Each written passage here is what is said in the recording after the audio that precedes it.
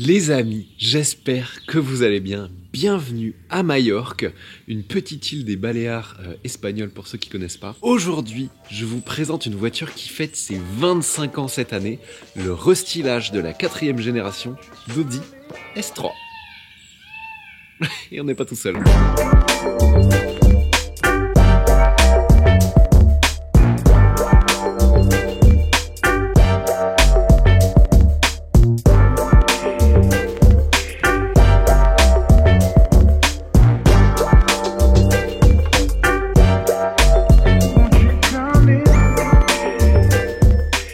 Bienvenue sur World Supercars. Si t'es nouveau, moi c'est Thomas. Tu peux t'abonner si ça n'est pas encore fait, activer la petite cloche des notifications. Si t'aimes bien l'Audi S3, mets tout de suite un petit pouce bleu pour soutenir la chaîne et la vidéo, merci beaucoup. Tu peux aussi me suivre sur Insta et sur TikTok. Donc l'Audi A3, c'est une success story quand même chez Audi qui a été lancée en 1996 et la première Audi S3 qui a été lancée sur la première génération d'Audi A3 est arrivée en 1999. Donc 25 ans cette année. Et là, on est tout simplement sur le restylage de la 4e génération d'Audi S3. Dans cette vidéo, je vais te présenter tous les détails extérieurs, intérieurs qui sont nouveaux. On va aussi la conduire sur des petites routes. Je vais te parler de tout ce qui est nouveau niveau moteur, châssis, suspension et surtout, très important, reste jusqu'à la fin de la vidéo, on va parler du prix de cette voiture. Alors commençons par l'extérieur. Aujourd'hui, on est avec une voiture qui est jaune avec le pack noir. On peut avoir... Ah ouais, alors on n'est pas tout seul. Le domaine est extraordinaire là où on est ici à Majorque. Il y a plein d'animaux, il y a un pan. Mais bon, c'est sympa, ça fait un petit peu exotique pour la vidéo. Donc voilà, celle-ci a le pack noir. On peut avoir du chrome à la place du noir, mais là comme c'est une couleur claire, ils ont mis le pack noir. On est sur une voiture qui fait 4,35 m de long, 1,81 m de large sans les rétros. Et une S3, c'est 15 mm plus bas qu'une Audi A3, qu'elle soit avec ou sans la suspension adaptative. Donc la voiture de base, elle est plus basse, ça a un look plus sportif. Maintenant, si on regarde les modifications par rapport à la génération précédente d'Audi A3, enfin pré-facelift, on a une nouvelle calandre avec un nouveau logo qui n'est plus dans la calandre, mais à cheval sur le capot et la calandre. Cette calandre single frame sans entourage, qui est plus plate qu'avant, et surtout, moi ce qui me choque le plus, c'est qu'elle perd la structure en nid d'abeille, que j'aimais particulièrement sur Audi, tout simplement. Là, on a quelque chose de plus ouvert, plus aéré, on aperçoit vraiment le gros radiateur derrière, mais... on perd la structure en nid d'abeille qui faisait un petit peu plus premium. Je trouve que là, la qualité perçue fait un petit peu plus plastique. On a aussi, de part et d'autre de cette calandre, de grosses prises d'air et une lame en bas qui est rattachée par deux éléments centraux.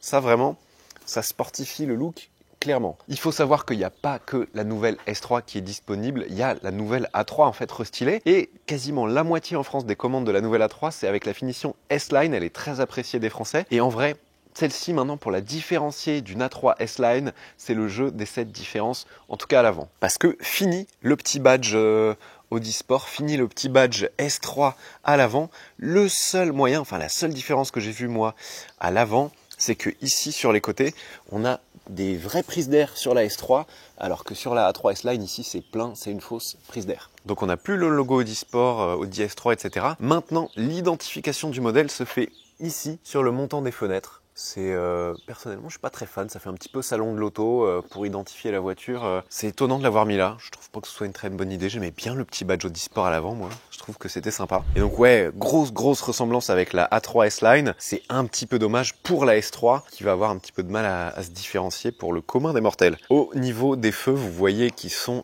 nouveaux. On a un éclairage qui est plus plat, qui va souligner un petit peu la largeur de la voiture. Les phares, vraiment, ils vont jusqu'au bord des ailes. Et on a, vous voyez, des LED qui sont allumés. Et ce petit bandeau de LED qui sont les feux de jour, en fait, en haut du phare, ils sont personnalisables sur 4 positions différentes. Alors j'ai bien rigolé déjà hier pendant l'essai de la voiture, parce que oui, j'ai quand même essayé la voiture hier avant de vous la filmer aujourd'hui pour vous donner mon vrai ressenti. Dans le communiqué de presse de cette nouvelle S3, peut-être de la nouvelle A3, je ne suis pas sûr aussi, ce petit bandeau lumineux que tu peux personnaliser, ils expliquent en fait que ça permet au client d'exprimer sa personnalité, de se démarquer un petit peu, enfin, ils sont peut-être allés un peu loin, je pense pas que ça c'était très nécessaire. Personnellement, j'exprime pas ma personnalité à travers les LED de ma voiture, mais si t'aimes pas le motif, tu peux le changer, ça c'est cool. Donc feu de jour personnalisable dans les phares LED Matrix, et on a aussi, du coup, quand on les modifie, 4 animations différentes quand on verrouille et déverrouille la voiture. De série sur la S3, on a des jantes de 18 pouces. Celle-ci a des jantes de 19 pouces en option. Bon, a priori, tout le monde va prendre les jantes 19 pouces en option. Elles sont assez grandes et plutôt jolies. Et en option, on peut avoir une montre de pneus sport. Les étriers de frein rouge que vous apercevez, c'est aussi une option. Et donc celle-ci dispose de tout le pack noir brillant, donc les rétros, l'entourage des vitres, la baguette en bas. Et on passe à l'arrière de la voiture. L'arrière, il est vraiment très sportif. Je trouve que ça fait Baby RS3. Il est plus sportif même, je trouve, que la génération précédente. Surtout grâce au gros diffuseur qu'ils ont mis ici. Le diffuseur est très joli, surtout avec ici l'option du dépôt d'échappement à Krapovic, qui est une option à 5000 €. Mais bon, cette partie en plastique mat pleine, je trouve, pareil comme à l'avant, que ça fait pas très quali. Ça aurait été sympa que ce soit un petit peu plus ouvert ou qu'il fasse autrement. Cette partie-là du diffuseur, j'aime bien. Mais en tout cas, ouais, l'arrière, très large, très assise la voiture. Et un look bien sportif, avec cette petite casquette aussi en haut du haillon. Franchement, ouais, elle a un look de petite bombe. Donc deux séries, on a quand même 4 sorties d'échappement, mais ça c'est l'échappement à Krapovic qui est en option à 5000 €. Les silencieux et les sorties sont en titane. Et si je dis pas de bêtises, en fait, pour l'avoir essayé, c'est vraiment exactement l'échappement de la Golf 8R. Avec l'option à Krapovic, évidemment. À l'intérieur, on a aussi quelques petits changements, mais vous allez voir, c'est quand même vraiment mineur. Ici, dans celle-ci, on a les sièges sport optionnels cuir et alcantara, qui sont très jolis, avec la surpiqûre ici un petit peu en losange. Le logo est dans le siège et les surpiqûres ici sur le siège, c'est très joli. Le volant sport à mes plats, le volant sport multifonction. Je m'assois. Donc on a un petit changement ici au niveau du sélecteur du levier de vitesse. On a ce petit bouton là et puis un levier. Je suis pas hyper fan. Le petit bouton Start and Stop. On a des petites nouveautés au niveau de l'éclairage d'ambiance, mais bon, voilà, on a une LED ici, une LED dans les portes gobelets. Dans les portes aussi, ça, ce tissu un petit peu imprimé en 3D, c'est nouveau. Et on a l'éclairage qui se passe à l'intérieur. De l'Alcantara ici, c'est probablement une option. Et puis ce volant qui est pas du tout nouveau. Je pense que c'est le même sur mon Audi S5 à 6 ans, je pense. Ça, vraiment. C'est un truc que j'ai remarqué chez Audi. Et que je regrette un petit peu, c'est qu'il y a quelques années, quand tu avais une Audi, tu avais quelque chose qui était un petit peu à la pointe, et j'ai l'impression que tout le monde s'est mis au niveau dans le groupe Volkswagen de Audi, mais Audi a pas vraiment avancé. Donc tu payes le côté premium d'une Audi toujours aujourd'hui, ça c'est sûr, mais le rapport qualité-prix ou qualité perçue a un petit peu diminué par rapport à l'écart avec la concurrence qui s'est vraiment beaucoup resserré, et surtout Audi n'a pas beaucoup innové, ça c'est un petit peu dommage. Petite nouveauté aussi, les palettes derrière le volant qui ont le petit entourage ici en chrome, et ça l'écran ici, l'écran multimédia et le chargeur à induction, c'est de série. On a aussi 2 places, on a même 3 places en fait à l'arrière, et regardez au niveau des genoux, moi je fais 1m78, ça va, franchement bien installé. Bien installé, il y a soit un accoudoir ici au centre, soit une 3e place. Évidemment à 3 on sera un petit peu serré. Et puis en bas ici tout ce qu'il faut, la petite clim, les petites prises USB-C. Mais je trouve quand même qu'on a baissé en qualité perçue ici chez Audi. Notamment là au niveau des commandes de clim, cette rangée de boutons et d'écran qui est pas extrêmement jolie. Et cette console centrale, elle est propre mais elle est vraiment banale. Le bouton de sélection des volumes à droite est vraiment pas très joli. Et en fait, on commence à vraiment beaucoup trop sentir, je trouve, le partage des pièces entre tous les modèles du groupe Volkswagen. Pareil, le petit plafonnier, là, c'est pas incroyable. Sous le capot, c'est toujours le même moteur, le 4 cylindres de litre turbo, le légendaire 4 cylindres de litre turbo du groupe Volkswagen. Ils ont juste changé le cache et la puissance, le couple, les performances évoluent légèrement. Ça, je vais vous en parler pendant la conduite. Au niveau du coffre, ça n'évolue pas. On a toujours 325 litres de coffre, de quoi mettre quelques affaires quand même, et on peut replier évidemment la banquette arrière. Ça, c'est bien, je sais pas si c'est en option, probablement. Cette nouvelle Audi S3 existe en version Sportback, comme celle-ci, ou en version berline, donc avec l'arrière un petit peu plus allongé et une malle de coffre à la place du haillon. Elle est disponible en France à partir de 63 000 €, faut rajouter 500 € environ pour la berline. Mais le problème de cette voiture, et on va en reparler pendant la conduite et à la fin, c'est qu'aujourd'hui, en France, si tu veux acheter une Audi S3, donc avec les quelques options et tout, dont les jantes, ça fait monter un tout petit peu le CO2, il va falloir rajouter 60 000 € de malus. 60 000 € de malus, soit à peu près le prix de la voiture. Donc celle-ci qui a quelques options sans malus, elle est à 76 000 €. On est à une voie... Même le pan, il n'en revient pas. Celle-ci, avec quelques options, elle est à 76 000 €. Donc on est sur une voiture qui est à plus de 136 000 € clé en main en France. 136 000 €. 136 000 € pour cette nouvelle Audi S3. On va tout de suite partir sur la route pour voir ce que ça vaut. Et à la fin de la vidéo, restez bien, je vous dirai si pour ce prix-là, moi je prends ça ou si je prends autre chose.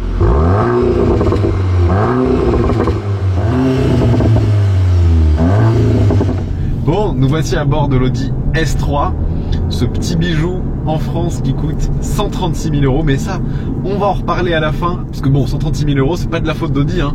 Audi la propose à partir de 63 000 €, 76 000 € celle-ci avec les options. J'aurais bien kiffé un petit toit ouvrant, je ne sais pas s'il est en option. Donc pour ce prix-là, on a une version restylée extérieurement, intérieurement, comme vous l'avez vu. Intérieurement, ça progresse un petit peu, mais sur quelque chose qui est un petit peu daté, je trouve. Ils n'ont pas innové, comme je vous l'ai dit, à l'intérieur. Même si c'est bien fini, c'est la finition d'il y a quelques années, on se sent pas dans un truc dernier cri. Maintenant, niveau moteur, suspension, boîte, tout ça, parce que on est là pour la conduire sur ces petites routes de l'île de Majorque, qui est magnifique, je connaissais pas. Sous le capot, toujours le 4 cylindres de litre turbo, donc le 4 cylindres TFSI, qui grimpe de 23 chevaux et 20 Nm de couple pour atteindre 333 chevaux et 420 Nm de couple. 0 à 100 km/h, 4 secondes 7, on gagne 1 dixième, et toujours 250 km/h de pointe. Alors avant de passer en mode dynamique quand même, parce que je l'ai bien testé hier la voiture, je trouve que c'est vraiment une auto à deux visages.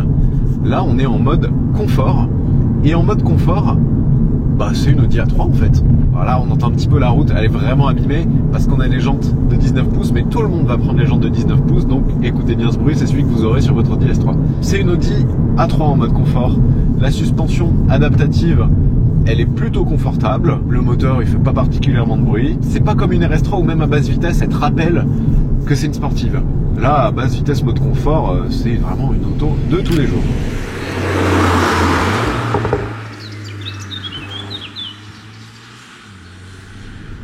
On va passer en mode dynamique. Il y a même un nouveau mode qui s'appelle Dynamique Plus. Et en fait, à quoi il sert? Je vais vous en parler parce qu'il y a des petites nouveautés techniques sur cette S3 restylage. On a toujours la boîte à double embrayage à 7 rapports, mais l'embrayage a été revu. Ça a été modifié un petit peu mécaniquement. On peut mettre plus de pression sur l'embrayage, ce qui fait que la voiture a un couple de démarrage plus élevé. Traduction en français, on peut faire des plus gros départs. Parce que le couple appliqué sur l'embrayage va pouvoir être tout simplement plus fort.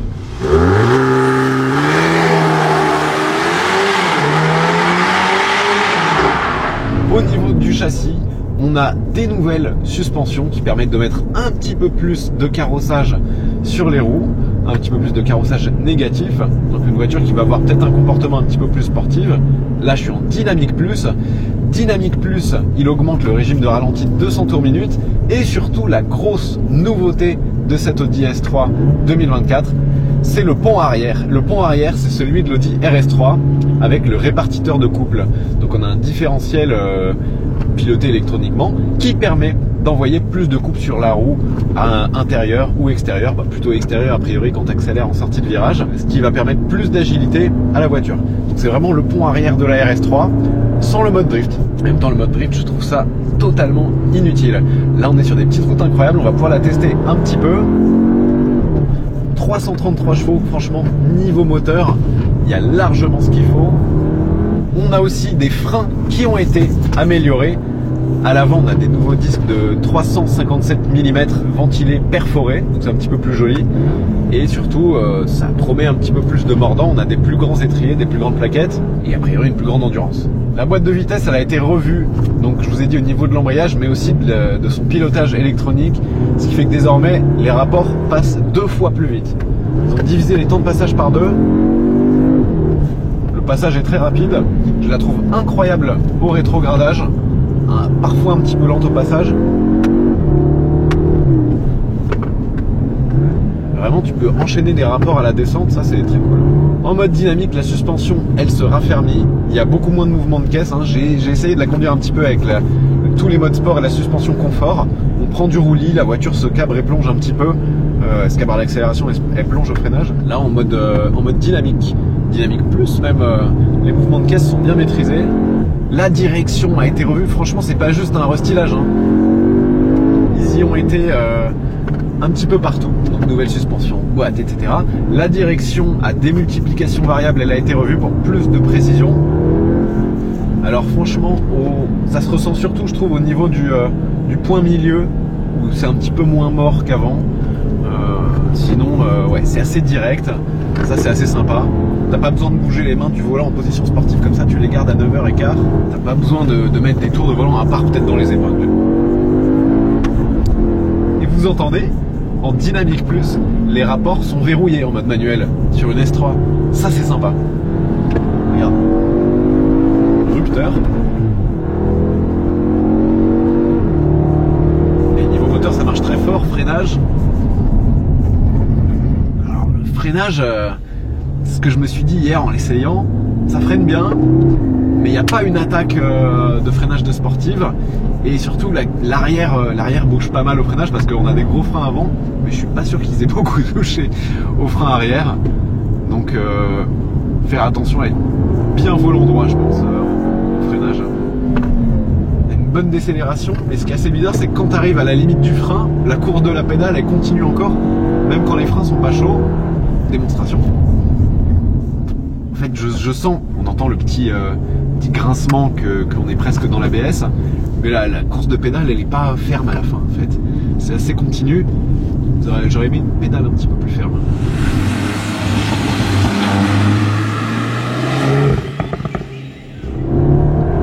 En conduite sport, donc la direction, elle est précise. La voiture, on la place bien. La boîte au rétrogradage, ça c'est top. Par contre, dans la direction, on sent pas trop les roues avant. C'est pas une GT3 RS, ça on va reparler à la fin de la vidéo aussi. C'est pas une GT3 RS, c'est pas fait pour ça, mais ouais, c'est précis, mais c'est un petit peu filtré. Après c'est aussi une Audi, on connaît Audi pour ça. Celle-ci dispose de l'option échappement sport à 5000 €. C'est un échappement Akrapovic avec les sorties et les silencieux en titane, si je dis pas de bêtises. 5000 €.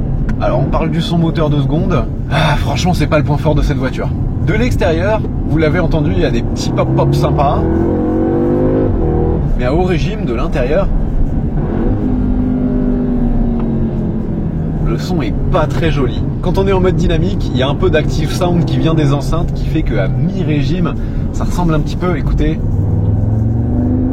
ici, au feulement du 5 cylindres turbo d'une RS3, sa grande sœur. Mais on a essayé, si on désactive le son, qui dans le menu, ils appellent marquant. C'est pas sport, c'est marquant. Alors franchement, je sais pas ce qu'il y a de marquant dans ce son moteur. J'aurais pu mettre sport, c'était un petit peu moins prétentieux.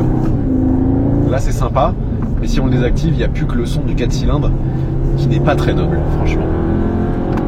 Donc sans l'échappement à 5000 €, je me demande quel son ça fait.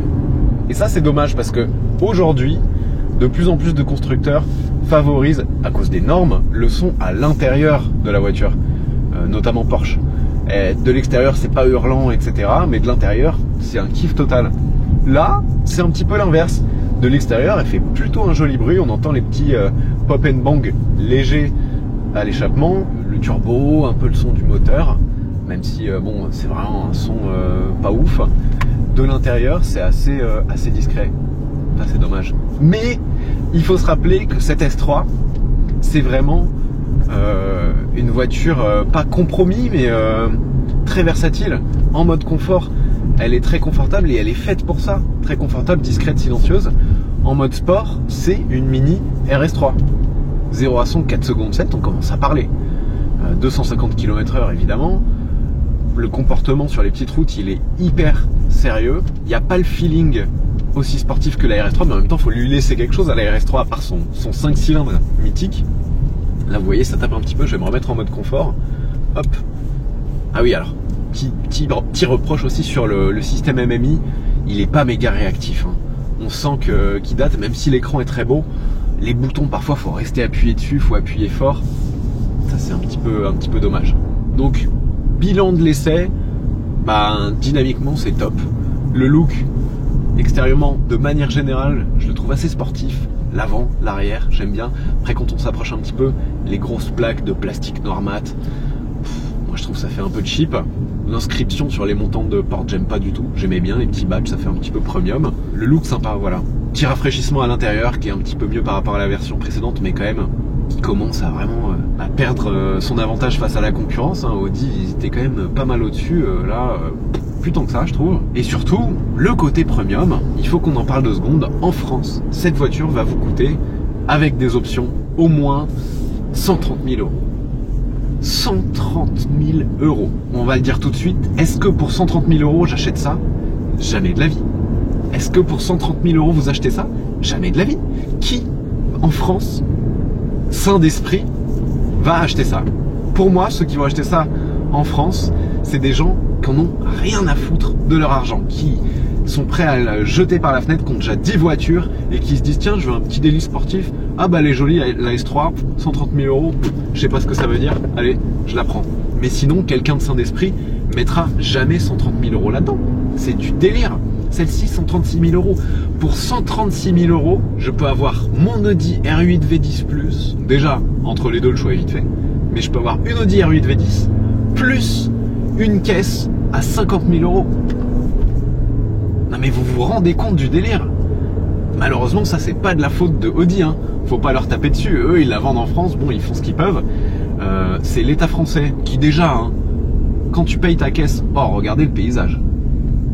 Quand tu payes ta caisse 63 000 euros, ils en prennent 20%. Ça s'appelle la TVA, mesdames et messieurs. Et ensuite, il faut rajouter 100% du prix de la caisse en malus. Voilà. Bon, clairement, je pense qu'ils vont pas en vendre beaucoup, malheureusement, en France, de cette Audi S3. C'est dommage parce que c'est une bonne voiture. Oh, sympa. Sympa les Mustang là. Donc voilà, je sais pas comment vous parler autrement de cette voiture. C'est une super voiture, mais qui devient totalement insensée actuellement en France à cause de ce maudit malus. J'espère que vous avez apprécié cet essai. Dites-moi dans les commentaires si c'est le cas. Si c'est le cas, je vous invite à mettre un pouce bleu si c'est pas encore fait. Abonnez-vous si ça n'est pas déjà fait. Si vous avez des questions aussi sur la S3 auxquelles j'ai pas répondu, je vous invite à les mettre dans les commentaires. Et puis comme d'habitude, merci de votre fidélité et à bientôt pour la prochaine vidéo. Ciao!